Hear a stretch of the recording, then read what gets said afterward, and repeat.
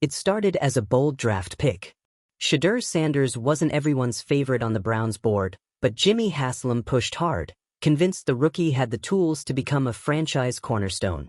Fast forward to midseason, and the Browns are locked in quarterback chaos. Dillon Gabriel is sinking the offense, the defense is carrying an unsustainable load, and the player Haslam believed in is stuck on the bench. Worse yet, rival AFC teams have noticed, and they're calling. If you're into the real story and all the messy twists they don't show on highlight reels, go ahead and subscribe. And if you're sticking around to see how this Browns QB chaos plays out, you should definitely be subscribed. Stefanski, never sold on Sanders, has clung to Gabriel and system loyalty, resisting pressure and ignoring growing outside interest. The story now hinges on whether Haslam follows through on his initial belief. As trade talks heat up and the locker room watches, every decision sends a message. This isn't just about Sanders. It's about control, credibility, and whether Cleveland finally learns to get out of its own way. The Cleveland Browns might have the best defense in football right now, and somehow, that might not matter at all. Because while Myles Garrett is breaking records and dragging opposing quarterbacks into the turf on a weekly basis, the Browns are being betrayed by a quarterback situation so dysfunctional, it's now threatening to burn the entire season to the ground. And at the center of that chaos? Shedeur Sanders. The rookie quarterback, the fifth-round pick, the guy Jimmy Haslam reportedly backed as a potential future face of the franchise, hasn't taken a meaningful snap. Not because he can't. Not because he's not ready. But because Browns head coach Kevin Stefanski continues to sideline him with what the team describes as a back injury. The same back injury that hasn't stopped Sanders from throwing in pre-game warm-ups, moving well on the sideline and, drawing serious trade interest from multiple AFC teams. Other teams in the same conference are calling Cleveland and trying to trade for Shedeur Sanders. That's how transparent this situation has become. The rest of the league sees the talent. They see the potential. And more importantly, they see that Cleveland clearly doesn't know what to do with it. And Jimmy Haslam? He's stunned. Reportedly blindsided by how many calls are coming in and by the strength of the offers being made. The owner who wanted Sanders in the building is now watching his coach bury that decision under vague injury reports, while continuing to start Dillon Gabriel, whose QBR is a flat-out embarrassing 18 across 4 games. That number isn't a slump. It's not a bad stretch. It's a red flag on fire. The Browns are sitting on a quarterback who might be capable of saving their season while rolling out one of the worst statistical quarterbacks in the NFL, and it's not because they don't know what's going on. It's because they're actively choosing to ignore it. This entire mess is no longer just a quarterback debate. It's a full-blown power struggle. On one side, you have ownership, which backed Sanders in the draft, believed in his upside, and viewed him as someone who could eventually take over under center. On the other, you have Kevin Stefanski, who didn't draft Sanders, didn't advocate for him, and has made it clear through actions, not words, that he has no intention of giving him a shot. Instead, he's sticking to Dillon Gabriel, a quarterback who fits his system, a quarterback he picked, a quarterback who, despite weeks of ineffectiveness, continues to start with zero signs of being pulled. This isn't strategy. It's stubbornness. And it's killing the team's momentum. The defense has been elite. Truly elite. They're keeping games within reach. They're winning the turnover battle. They're bailing out an offense that can't stay on the field. And they're doing it every single week without any real help from the other side of the ball. Eventually, that kind of imbalance breaks a locker room. You can't keep telling players to give 100% when the coaching staff refuses to adjust, even when things clearly aren't working. The use of the back injury excuse to keep Sanders out? That's not fooling anyone anymore. Especially not other NFL front offices who are seeing through the charade and trying to make deals. The fact that other AFC teams are calling, not just scouting, not just watching, but actively calling, means this is no longer an internal Browns conversation. It's a league-wide conversation about a talent being wasted. And that makes this even worse for Cleveland. Because now, it's not just fans asking why Sanders isn't playing. It's rival teams seeing an opportunity and circling.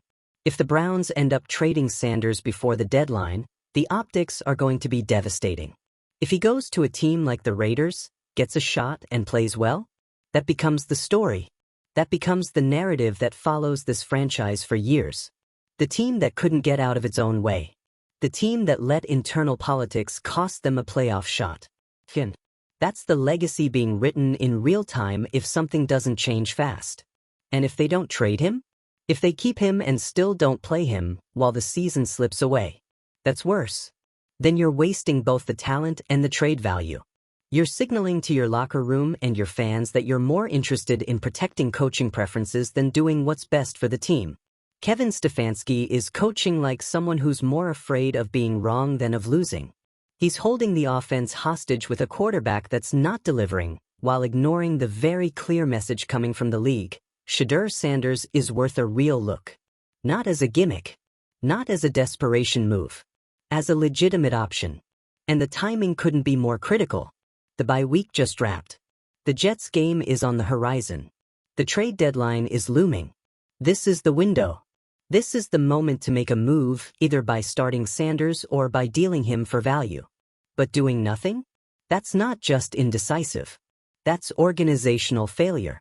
If Jimmy Haslam doesn't intervene now, he might as well admit he's handed full control to a coaching staff that's letting ego take precedence over execution. Let's say Stefanski keeps Gabriel in, the Browns drop the next 2 or 3 games, and the defense finally cracks under pressure. Let's say Sanders gets moved to another team and ends up starting by December. What happens then? What happens when the locker room looks back at weeks 6 through 10 and realizes the season was lost? Not because of injuries, not because of opponents, but because the team refused to play the guy everyone else wanted. Haslam's role in this can't be passive. He was the one who pushed for Shedeur. He saw something in the kid. He believed in the future. Now that the offers are pouring in and the team's offensive struggles are impossible to ignore, he has one choice: either override the coach and make the call, or sit back and watch the quarterback he believed in succeed for someone else. And let's be honest, if Shedeur Sanders ends up somewhere like Vegas and thrives, that's not just a missed opportunity. That's another black mark on a franchise that can't afford many more. There's still time to turn this around. But time is running out. The trade window is closing. The division is tightening. And every week Shedeur remains benched is another week of wasted potential. This team doesn't need a miracle. It just needs competence. It needs leadership that's willing to course-correct before it's too late. It needs Jimmy Haslam to put his foot down and demand that his draft pick either gets a chance or gets traded with transparency. Because right now, the Browns are playing a dangerous game. A game where pride, politics, and personality are taking precedence over points on the scoreboard. And we've seen how that ends before. So what do you think? Should Haslam finally override Stefanski and give Shedeur Sanders a shot before the deadline? Or is Cleveland about to make one of the most baffling mistakes in recent NFL history? Let us know what you think in the comments. Like this if you're done watching potential get wasted. Share this with a fan in your life who's still hoping Cleveland figures it out. And don't forget to subscribe, because if the Browns don't fix this soon, the Shedeur Sanders saga might just be getting started. If this were happening with any other team, it would already be national news. A young, talented quarterback stuck on the bench, drawing active trade interest from AFC rivals, while the starting QB flails week after week. A coach clinging to his system guy. An owner caught completely off guard. A top 5 defense being wasted. This isn't just dysfunction, it's a full-blown organizational meltdown, quietly unraveling in real time while the Browns pretend everything is fine. But everything is not fine. The Shedeur Sanders situation has exposed every crack in the Browns' foundation. The communication breakdown between ownership and coaching. The internal politics. The rigid loyalty to scheme over adaptability. And most of all, the inability to recognize when you're letting ego override opportunity. Right now, Kevin Stefanski is standing on principle. He's sticking with his guy, Dillon Gabriel, despite evidence that screams otherwise. For games in, the results aren't even debatable. Gabriel's QBR is one of the worst in the league. The offense is dead on arrival. And yet, Stefanski refuses to make a change. Not even to see what Sanders could offer. And that's where the problem escalates. Because this isn't about patience or player development. This is about deliberately choosing not to use a quarterback your owner wanted. A quarterback who's healthy enough to throw during warm-ups. A quarterback that half the conference wants to trade for. That's not development, that's suppression. And it's not just a bad look. It's a catastrophic waste of resources. The Browns aren't a rebuilding team. They're not the kind of roster that can afford to burn a year figuring things out. Their defense is too good. Their talent is too real. Their window is open right now. And yet, they're playing as if they've got time to kill. Like they're stashing Shedeur for the future while the present bleeds out right in front of them. That disconnect between what the team is capable of and what it's actually doing is what's so maddening to watch. And the rest of the league sees it too. Which is why front offices are calling. Repeatedly. This isn't speculation.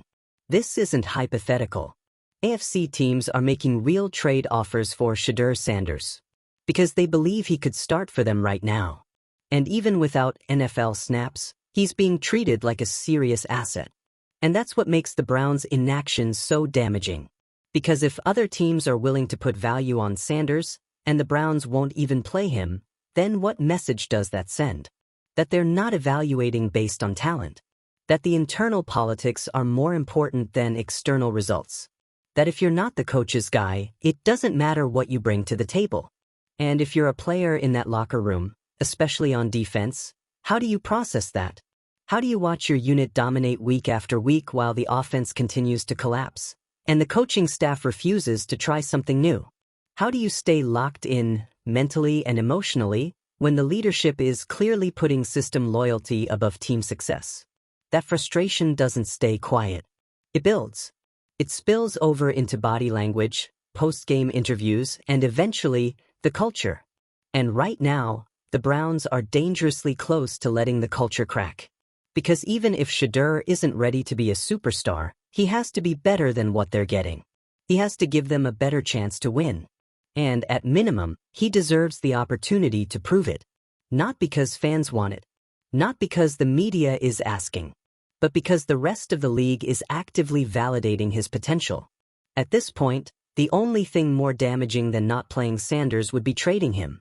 If the Browns send him to another AFC team, and he thrives, even marginally, it becomes an indictment of everything happening in Cleveland. Not just Stefanski's quarterback decisions, but the entire leadership dynamic. Because it proves what many are already thinking. The Browns had something valuable and chose not to use it out of stubbornness. And in a league this competitive, you don't get away with that. Especially not in the AFC, where 1 or 2 games determine whether you're playing in January or watching from home. Jimmy Haslam knows this. He's not new to the game. He's been through enough failures to recognize when things are heading in the wrong direction. And reportedly, he's stunned at how much interest Shedeur has generated. That reaction says everything. Because it means Haslam wasn't aware of the level of attention Shedeur was getting. It means the internal communication between ownership and coaching is fractured. And it means the very people responsible for managing this team aren't being fully transparent. And that's not just a football issue, that's a leadership crisis. Haslam backed Shedeur. He believed in the pick. He saw the talent. And now, he's watching his coaching staff pretend the kid doesn't exist, while rival teams are trying to steal him. At some point, he has to step in. Not just for Shedeur's sake. For the future of the team. For the credibility of the organization. For the players who are giving everything on the field and getting nothing back from the sideline. This is not a situation where everyone can walk away clean. Someone is going to pay the price. If Haslam does nothing, and Sanders is traded and plays well elsewhere, the fan base will never let that go. The narrative will follow the Browns for years. Another young quarterback the team mishandled. Another missed opportunity. Another chapter in a book full of them.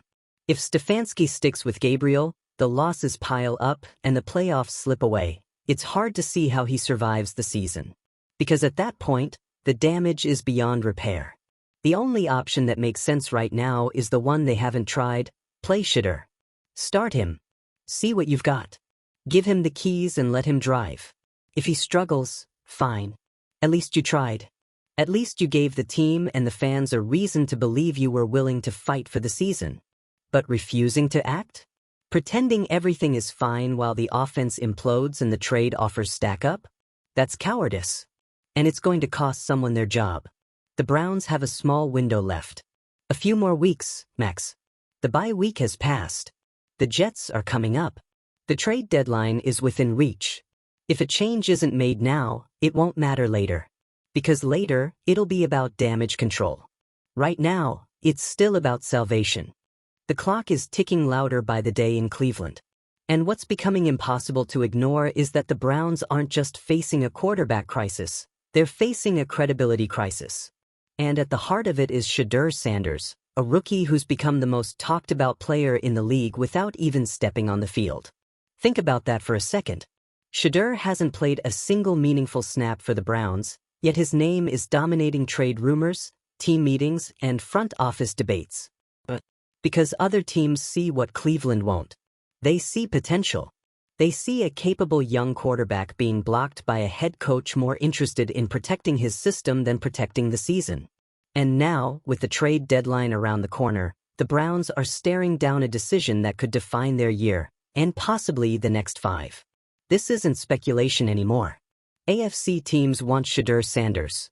That's confirmed. Front offices are making real offers. Not just late-round picks. We're talking actual, meaningful value for a guy who hasn't played. But because even without the tape at the pro level, Sanders has what teams are desperate for: poise, arm strength, mobility, and upside. And they're willing to take a risk. The question is, why isn't Cleveland? It's not as if the current situation is working. Dillon Gabriel's performance has been, by every metric that matters, disastrous. He's not just struggling, he's actively putting the team in bad situations, game after game. The offense is stagnant. The red zone is a graveyard. The playbook looks like it's been locked in a drawer since week 1. And all the while, Sanders is warming up on the sidelines, healthy enough to throw, healthy enough to move, healthy enough to generate interest from rival teams. But not healthy enough to play? That's what Kevin Stefanski wants everyone to believe? Come on. There's no more hiding behind the back injury excuse. No one's buying it. It's a smokescreen, and frankly, a thin one. You don't keep a guy on the injury report while he's slinging passes in warm-ups unless you're trying to avoid the obvious. You don't want him on the field. And why wouldn't Stefanski want him on the field? Because the moment Shedeur plays, he becomes the center of the conversation. If he performs well, Stefanski looks like he held back the one guy who could have saved the season. If he struggles, the coach risks confirming what the front office doesn't want to hear, that their hand-picked rookie isn't ready. Either way, it's a no-win situation for the coach, so instead, he does nothing. But doing nothing? That is a decision.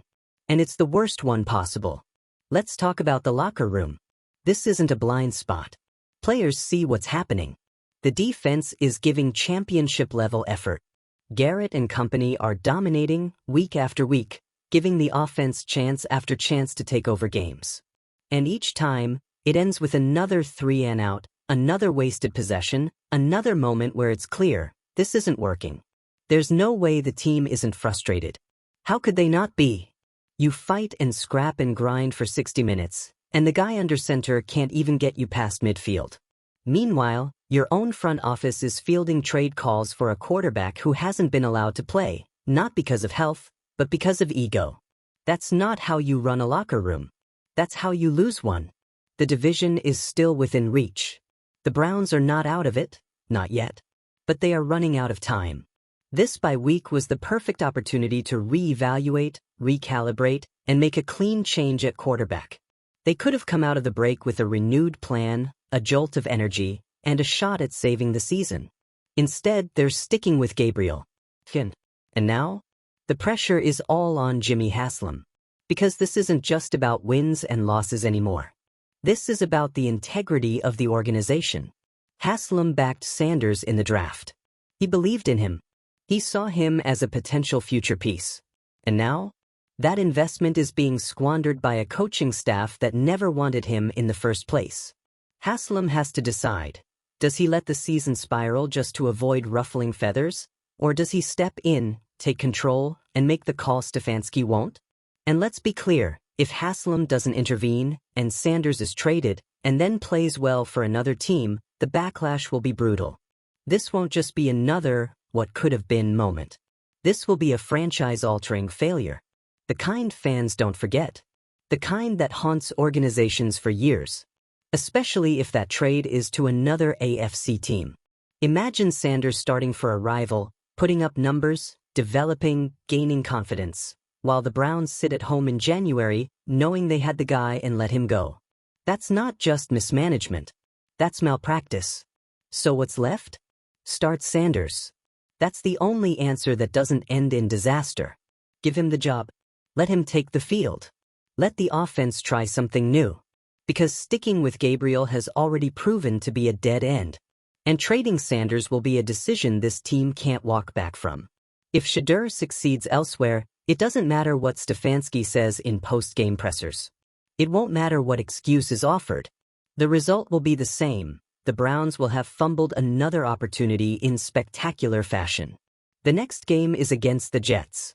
Then the schedule tightens. If Cleveland doesn't act now, they won't get another shot at this. Every week without Sanders on the field is another week of wasted momentum. Another week the defense has to carry the burden. Another week closer to the off-season and the fallout.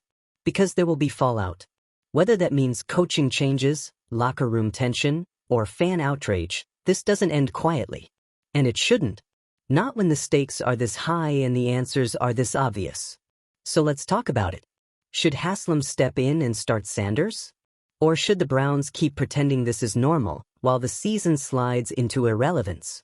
Drop your take in the comments. Like this if you're done with excuses. Share it with someone who still thinks this is just business as usual. And hit subscribe, because as long as Cleveland keeps Shedeur Sanders off the field, this story isn't going anywhere.